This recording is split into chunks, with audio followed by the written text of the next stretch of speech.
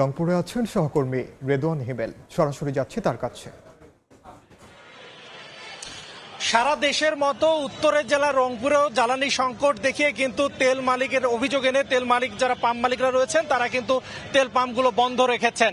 আমরা এই মুহূর্তে আছি রংপুর নগরীর যে শাপলা চত্বর রয়েছে সেখানে। আপনাদেরকে একটু ক্যামেরা স্ক্রিনে দেখানোর চেষ্টা করছি যে কিছুক্ষণ আগেই এই তেল পাম্পটিতে কিন্তু দিনাজপুরের যে সৈয়দপুর ডিপো আছে সেই ডিপো থেকে লরি আসার সঙ্গে সঙ্গে আমরা দেখেছি পেট্রোল অকটেনের জন্য মোটর সাইকেলের যে গ্রাহকরা দীর্ঘ সারি লাইনে দাঁড়িয়ে আছেন প্রায় 1 ঘন্টা থেকে। এর আগে কিন্তু আমরা সকালবেলা বেশ কয়েকটি পাম্প ঘুরে দেখেছি, সেগুলোতে কিন্তু অকটেন, পেট্রোল, ডিজেল কোনো কিছুই মিলেনি। রংপুর নগরীর যেটি টার্মিনালে নর্দার্ন যে পাম্প রয়েছে সেখানে শুধুমাত্র অকটেন দেয়া হয়েছিল, সেও অপ্রতুল 200 টাকার বিনিময়ে।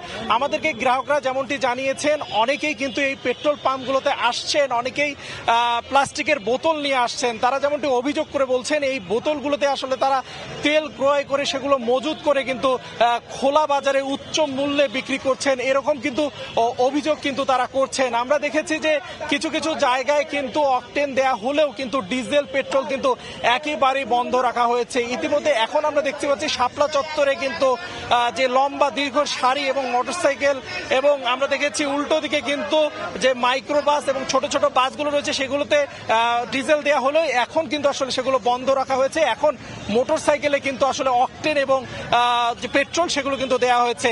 এছাড়া আমরা দেখেছি যারা সাধারণ গ্রাহকরা যেমন অভিযোগ করছেন যে খোলা বাজারে যে তেলগুলো নিয়ে যে অধিক মূল্যে বিক্রি করা হচ্ছে, শুধু রংপুর নগরী নয় গ্রাম অঞ্চলগুলোতে যাতে অধিক হারে মনিটরিং করা হয়, মনিটরিং করলেই হয়তোবা এই তেলের সংকট কিছুটা হলেও কমে আসবে। এছাড়াও কিছুক্ষণ আমি জাকির হোসেন যিনি মেঘনা গ্রুপের কর্মকর্তা তার সঙ্গে কথা বলেছি, সময়ের তুলনায় কিন্তু এবার 44,000 মেট্রিক টন বেশি কিন্তু যে পেট্রোল অকটেন সেগুলো কিন্তু ছাড়া হয়েছে।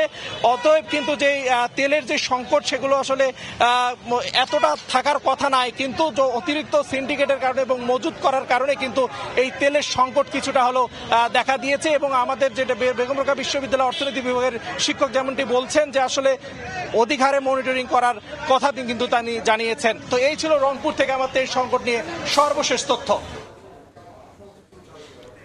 জ্বালানি সংকটের খবর জানছিলাম রংপুর থেকে।